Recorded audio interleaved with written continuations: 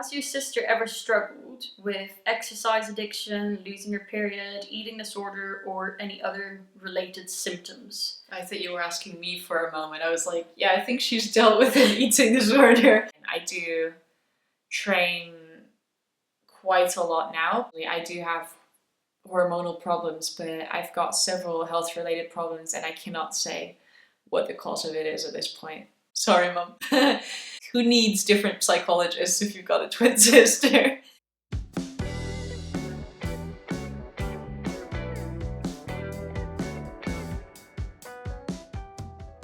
Hi warriors, it's Hanne here. And Evelyn. And welcome back to another video. Today, the much requested twin Q&A. I have got loads of questions from you all from Instagram, and I haven't had a look at them yet, but we will be answering them honestly in this video. So let's get going. First question, what do you both eat and is it different? I guess if you look overall at what we eat, I think we eat sort of similar foods, but we don't necessarily eat the same thing per se. You will probably eat a lot more protein than me, and the fact that you're paying more attention to adding things like protein powder and things like seitan to your meal, whereas I don't react very well to a lot of vegan proteins, so I tend to moderate my protein a little bit more. And since I'm an endurance athlete, I potentially have a little bit more carbohydrate than protein. Yeah, and then, like, in terms of breakfast, as long as it's in a bowl, it's like you might do granola, I might do porridge or something, but I guess it's pretty similar in some ways. Yeah, I think we're both very much sort of sweet, fruity breakfast kind of people in general. Yeah, and just sweet breakfast, and throughout the day not so sweet, I guess, unless it's chocolate. Yeah, exactly. So for breakfast, sweet. The rest of the day, we don't have that much of a sweet tooth. On the whole, I do think I eat slightly more protein. Obviously, being vegan, I pay attention to it a little bit, and also just doing strength training. But except for that, pretty similar. There you have it. And I guess you can see what we both ate in my recent What We Eat in a Day videos. I'm wondering if we have similar, like, favourite foods or something like that, but... What's your favourite food? To be honest, I'm just going to say a favourite cuisine rather than a favourite food, and I might lean towards either Mexican or Indian food. Yeah. I don't actually have a clue. But... Right, straight into the deep and dark matter. What are your views of my eating disorder and my eating disorder recovery? Or how did it impact you? How did you experience it? I got a lot of questions on that. Well, I guess it really manifested itself a lot when we were around 13, especially, is when there was like a low point. At this point, I was a straight A student, very intense in terms of school, social life, sports. I just joined the basketball team, so I just started to get into sports. So my life was very full on, and then you got ill. And I think because my life was already so full on in all of these other aspects, for some reason I just took that and added that as part of this whole big thing that I was experiencing. So yeah, I guess when that manifested itself, I took a big part of that upon myself to try to help you out. For example, I'd go and see teachers because you would still be trying to follow the classes, just trying to do the work. Yeah, from hospital. From hospital. So I would pick up your schoolwork, I'd return your homework assignments. I'd talk with the teachers about what we could do. And then I'd try to come visit you as often as I could. So I never really considered it as something that you were to blame for either, because some people obviously don't understand this sort of thing, or they were asking me about it. I'm like, well, if you want to know what's wrong with Hanne, you don't have to ask me. Ask her directly. If she wants to tell you, she'll tell you. She's not here, but it's not for me to tell your story. So I was like, no, she's fine. Talk to her if you want to talk to her. And then close friends knew because they talked with you. Mm-hmm. But I didn't want to share it with the world, because if I were in your shoes, I thought, I probably wouldn't care for the whole world to know. In terms of recovery, of course, there were like ups and downs as well. And that was a little bit frustrating, because sometimes you might think you're doing fine, and I might think you're not doing fine.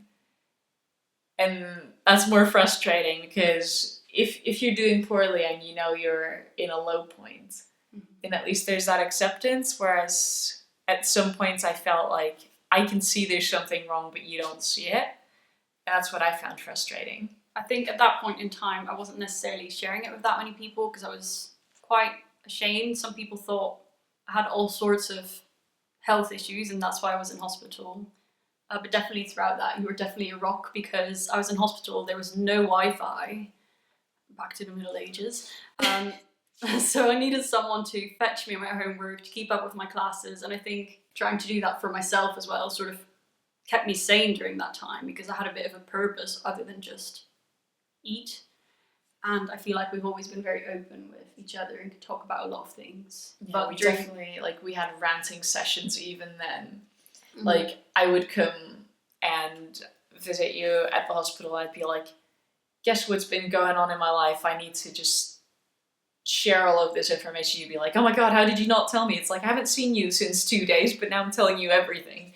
And we just rant about that for a while. And then you say like, but guess what happened to me? And we just, we just talk to each other.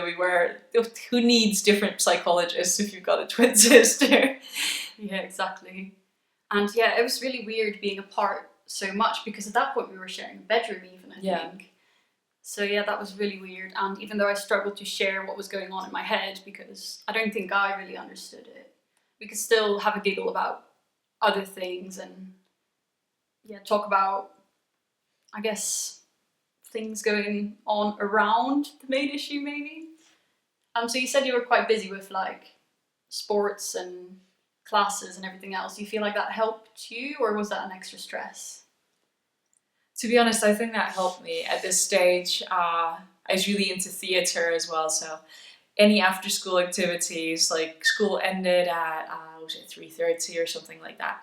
I was never home before 6 or 7 because every second day I would have either band practice or theatre rehearsal or basketball practice, and then some days I would go and see friends.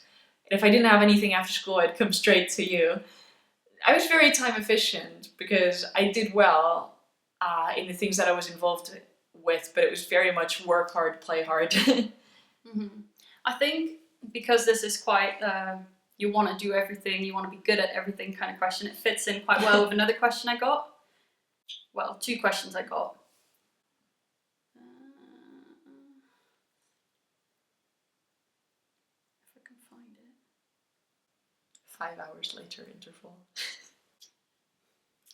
How do you feel about the idea that, eating disorders are biologically based? Have you ever had an eating disorder? Do you feel like you'd be more prone to an eating disorder? Because from my point of view, I think it's, genetics that, you're quite skinny, you're quite focused on achieving and all of that. And then if you then, fall into the circumstances that allow an eating disorder, you're more likely to develop an eating disorder. So I just wanted to get your thoughts on that theory or that idea. Yeah, as a teenager, I was told by your psychologist during a family session, I think I would have 60% chance of developing an eating disorder, something around that figure. She was horrible. Yeah. And I was like, I don't know, this information is something that is somehow going to cause me to spiral into an eating disorder, or something that's going to help me like flag up symptoms of it and be able to avoid or overcome it. Also, when I was told this, I had the absolute healthiest relationship with food. So it seemed a little bit absurd to me. I was like, food is something to be enjoyed. I was eating all the time. I was eating when I was hungry. I was hungry all the time. I was growing. Just a healthy child. It's just food, yeah. So I was like, that, maybe that is a statistic. I'm definitely not part of this statistic, is what I thought. I do completely understand that it would be something genetic, though, because I think a lot of mental health problems you are genetically predisposed to. So I would say that logically anorexia or other eating disorders would fall under this category. Also, as you can see with things just like depression or anxiety or that sort of thing, they tend to manifest in the family. But I think in terms of that, it doesn't have to be an eating disorder per se. Sure, maybe I might have to be more conscious of my mental health. Mm-hmm.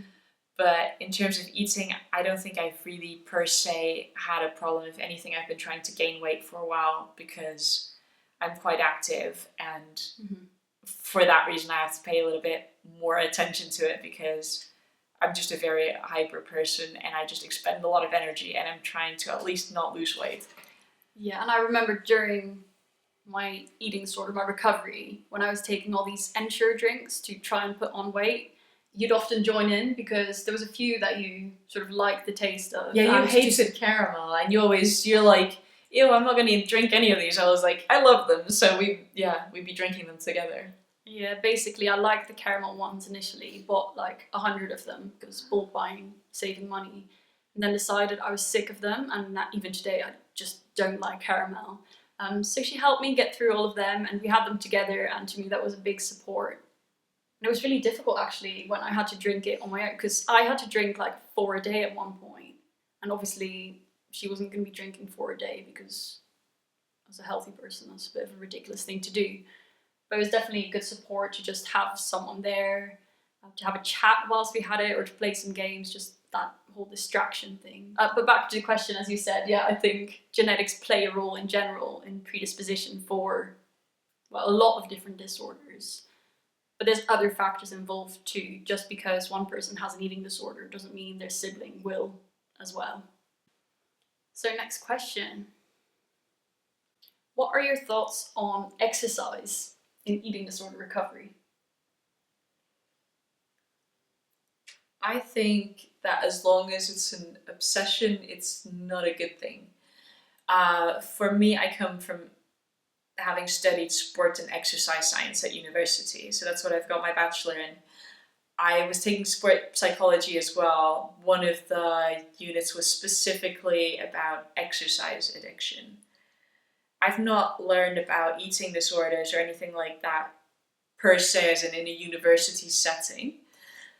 But some people say like, oh sure, there's worse things to be addicted to. But having an exercise addiction means that you're harming your body, you're harming, well, not just physically your body, but mentally something's going wrong for you to cause these obsessive behaviors. Definitely. I think, anything in excess is not a good thing, and especially in eating disorder recovery, you should be putting weight gain and mental and physical recovery first, and exercise at that stage and time is going to hinder that progress. So exercise is healthy for the general population, but during recovery, focus on recovery, and then know that you can get back to exercising afterwards. This is just a break for your physical and mental health. The next question, and there's a few similar to this. I think it's mainly aimed at me, but I think I want your input on it as well after. How did you manage to stop comparing what you ate or how much exercise you did to your sister? I used to compare myself a lot to you, obviously being twins. I compare myself to everyone, but having a twin, she was, the main victim. I would look at what she ate, and on the whole, as she's just mentioned, she ate well. But there would be times when I had to eat more in order to gain weight, or maybe she just wasn't as hungry for a meal or whatever, or she didn't want a snack that particular day. And that was difficult. Simply didn't fancy the particular snack that was there. It's like, never mind this, I might get something else later. Yeah. Exactly. Well, that didn't fit my rigid structure, my rigid routine. So I would go in freak out mode, and I would try to still have that snack or that meal without compensating, without reducing the size of the meal, without whatever. But it was definitely difficult, and I think I would often make some kind of remark or try to coerce you to join me, even though I honestly tried not to. I felt like I couldn't really help myself. I must have been a bit of a pain, so I'd love to get your input on that, to be honest. I think initially you always needed somebody to eat with you. You weren't capable of eating on your own. And for me, like a lot of the time, we just have an interval in the afternoon where we would play games and have snacks. And that was fine with me. Sometimes if I was very busy or if I wanted to do something else, I would bail. Also because the biggest part of me just wanted to rebel against being compared to. So a lot of the time I'd purposefully take a different snack, whether it had more or less calories, or I would have it at a different time, or I'd just, simply because I didn't want that comparison. I kept telling my parents as well, because whenever I was super hungry and I'd have like plates and plates filled with food, they'd be like, look at Evelyn, have exactly what Evelyn's having. Then I'd have like some standard portion of food, which is maybe smaller than that huge mountain of food I was just describing. And then they're like, don't look at Evelyn because she's doing very poorly. It's like, I'm not doing poorly. Like, I feel healthy. I'm not bothered by my food. I just don't fancy this particular meal, or I'm not particularly hungry, or. Mm-hmm. That's the thing about, having a healthy relationship with food, because some days, or for some meals, you're just going to be really hungry. You're going to have a lot of food. And other times you might not have as much time, or not be as hungry, or whatever. And that's fine as well. Or sometimes you might undereat and find that you're hungry later, or whatever. And that should all be fine. It doesn't need to be so structured when you've got that healthy relationship. Yeah, and then there were also specific snacks, such as pudding, which after a while they were being made every single day. And I think I decided on day 5 of 500, sorry mum, that I didn't like pudding anymore. It's like I used to love it, and then it was just overconsumed. And whenever there was pudding, I just said no. I'm like, maybe I'd have something else, I don't really remember, but whenever there was pudding, I would specifically not have the pudding because I just didn't want it. Yeah, I don't. So after my time in hospital in Belgium, where I had to have vanilla pudding, or for the UK people, custard, every single morning, my mum decided to make it every single day as well. Yeah, I don't think I've had it since. No. There's custard in the cake I'm making. It's good vegan custard though. I'm gonna have it's very lemony and fresh. I think I'm getting over those barriers now. It's okay. Hopefully I'm lowering the threshold of But yeah, in terms of comparison, I used to compare myself a lot, and what helped me was, us being separated, because I couldn't compare myself, but also just focusing on my own journey, reminding myself why I needed to eat this food and maybe you didn't, reminding myself of the fact that I needed to gain weight and you or mum or dad or the dog didn't. So I didn't need to compare myself with you, mum, dad, or the dog. It was me, and I had my motivations for doing this, and I just needed to make myself aware of them once in a while. Hanne, did you ever experience any guilt or fear that Evelyn too could become anorexic, or that you might be a bad role model? I did and I didn't. I was always interested in psychology, so I knew that, any kind of mental health disorder, it was, partly biologically based. So I knew that if I had an eating disorder, there was a higher chance that you too would potentially struggle.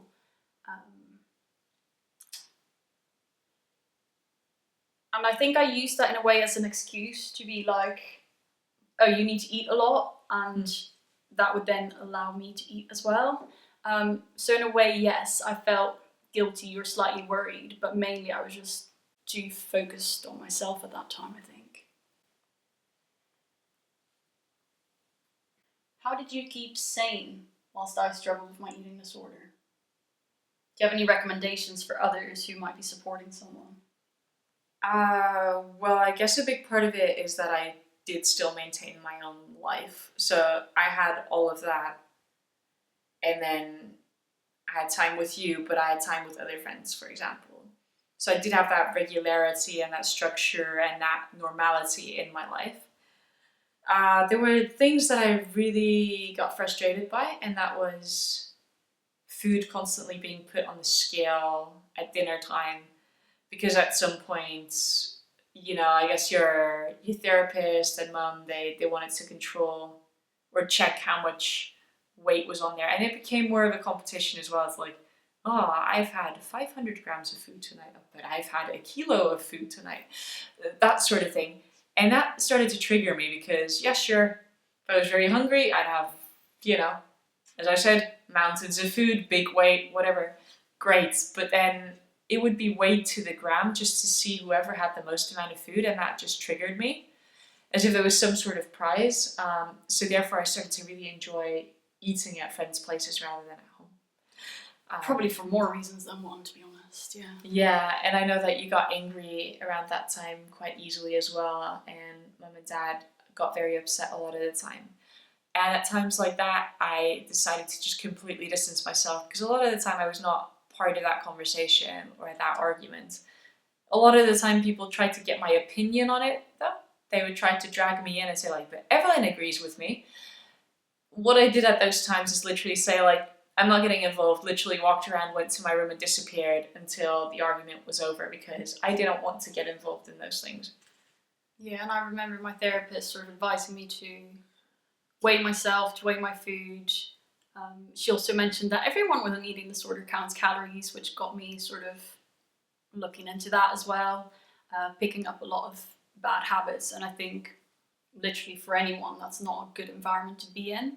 I remember asking my dad if he could scoop a tiny bit more sauce onto my plate, because I hadn't quite reached my goal weight of food, as silly as that may sound, and he put more on. I was bawling my eyes out, absolutely bawling my eyes out. So yeah, I don't blame you for trying to get away from that at all. Has your sister ever struggled with exercise addiction, losing her period, eating disorder, or any other related symptoms? I thought you were asking me for a moment. I was like, yeah, I think she's dealt with an eating disorder, but I think it's role reversed now. So, yeah, how would you answer that? It's a broad question. To be very honest, when I was listening to you read the story, it started with, do you think your sister has dealt with exercise addiction and amenorrhea and things like that? And until you said eating disorder, I was thinking I was meant to answer this regarding you. So I was going to say, other than being a perfectionist and trying to take control specifically of eating, having picked up specifically that habit to try to control, I don't think he really had a problem with the other things mentioned. I feel like at one point when I was doing basketball and you were at, I guess, a low point in your recovery, you picked up basketball. And I could see you struggling while trying to push yourself really hard, and your body couldn't take it at that point. But that's the only time I've seen you misuse exercise. And I feel like other than that, if you're not feeling well, you don't want to exercise, you're not feeling it, you're aware of that, you don't exercise. Mm-hmm. So I think in terms of this, you've definitely had the eating disorder, I think probably from a bit of a perfectionist, starting point or something, but in terms of activities and sports, you've been quite healthy. I think for basketball, that was something I definitely just enjoyed and wanted to do, and I was pushing my body because I felt like I should be able to do it. I was healthy, I loved this, and I wanted to do it. I have definitely misused exercise a little bit in the past. I think nowadays that makes me more aware of it, so if I don't feel it, I'm not gonna. But I do remember sort of getting into running a little bit and using the treadmill. So I think that would definitely classify it as exercise addiction, but equally that's at the time I was at my worst. So physically, I don't think I really had much energy left in me. So overall, the amount I exercised may not have been massive. It was still a bit of a bad relationship, I do think. Mm-hmm.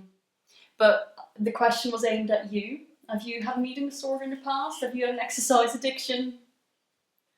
I've definitely picked up exercise. So I'm definitely in a sport that's very prone to exercise addiction. So as soon as I started to get into triathlon, I just started to make the joke continuously that I was only hanging out with crazy people, because most of them were obviously training, well, to be honest, with triathlon, they might train several disciplines a day and have limited rest days.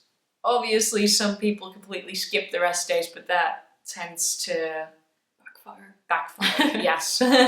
Whether it's in performance or in health or in something else.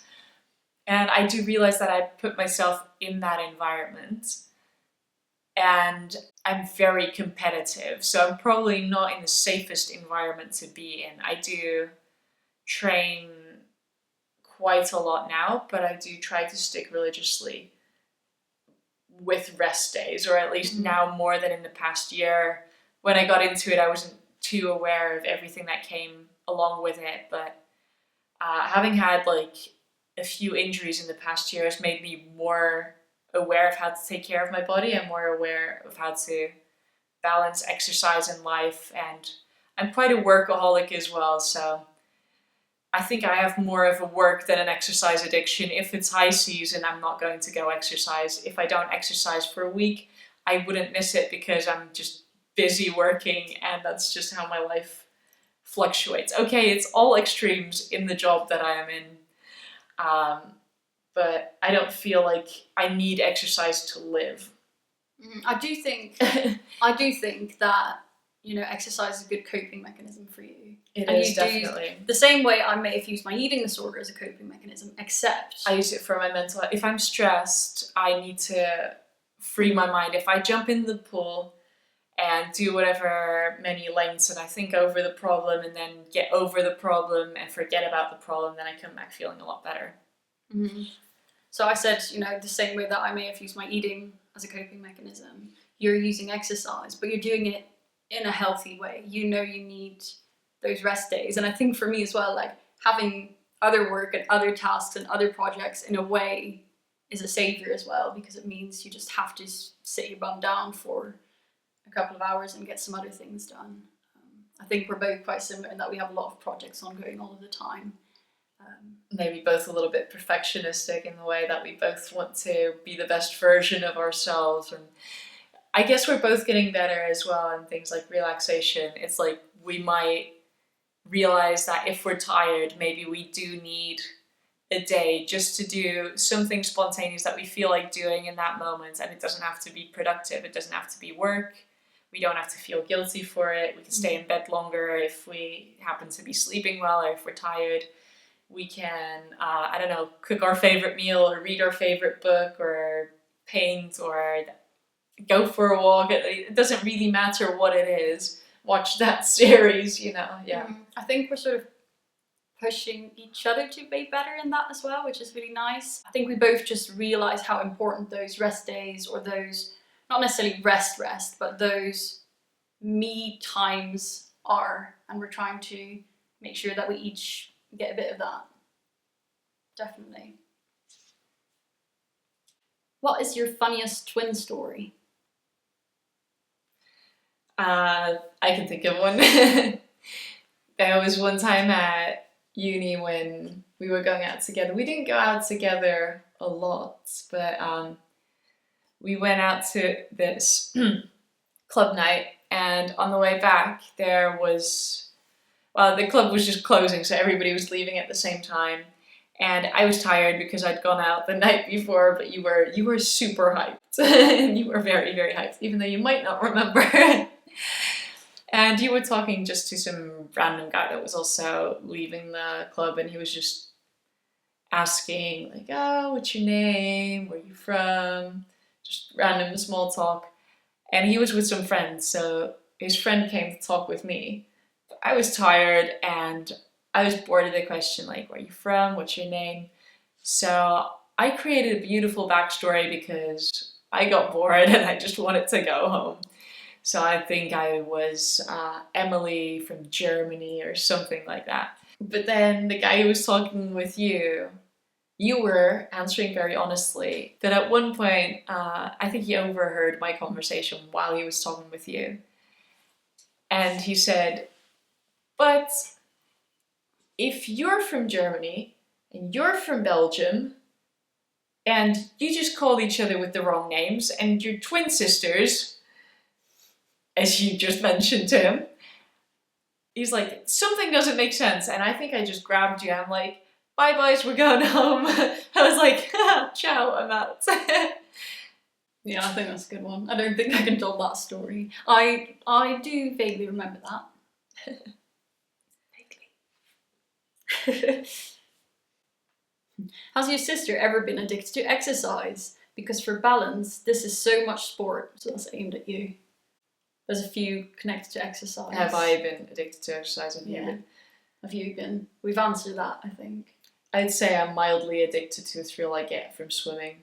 I feel like I can live without exercise, but it's specifically swimming. Even if it's once a week, that helps me with my sanity and release any work stress. Mm-hmm. If that's considered addicted, I feel like it's a very moderate form of addiction. A healthy addiction. To be honest, if I'm on holidays and I got other distractions and sightseeing and good books and good views, I could easily go without the exercise as well, I think. Mm-hmm. Exactly. So then I think automatically it classifies as not an addiction. Yeah. There you go. Question answered. The next one. Do you all enjoy triathlon? I don't. I'm not that crazy, but do you enjoy triathlon? I do. I do have to say, it depends. With some races, there's definitely some moments I don't enjoy. No, I do enjoy it. I'm super competitive and I love to be outdoors, especially in a location like the one I'm lucky enough to find myself. Mm-hmm. Yeah, you guys can't see it, but we're literally just sat in front of a massive window overlooking the mountains. There you go. Fade out into the mountains. Cute. Evelyn, do you have hormonal imbalances due to the high amount of sports that you do? And this person added to her comment as well, sorry. I was doing triathlon before in the past and I lost my period. I have to say, in my sports science course, there were a lot of athletes. And a lot of these athletes have come out in the meantime saying that they have had problems with hormonal imbalances and things like amenorrhea. I can't answer the question about me personally. I do have hormonal problems, but I've got several health-related problems and I cannot say what the cause of it is at this point. Mm-hmm. And I've mentioned in a previous video about my diagnosis with PCOS. That's often genetically based as well, so it's something we're both struggling with. So whether it comes down to that or exercise or anything else it's not really possible to say, even based off of blood tests or any other tests. What do you find the most annoying about each other? Your appearance. No, I'm kidding.